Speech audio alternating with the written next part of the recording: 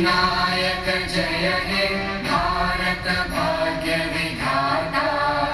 पंजाब सिंध गुजरात मराठा द्राविड उत्कल बंगा। विंध्य हिमाचल यमुना गंगा उच्चल जलधि तरंगा। तव शुभ नामे जागे, तव शुभ आशीष मांगे।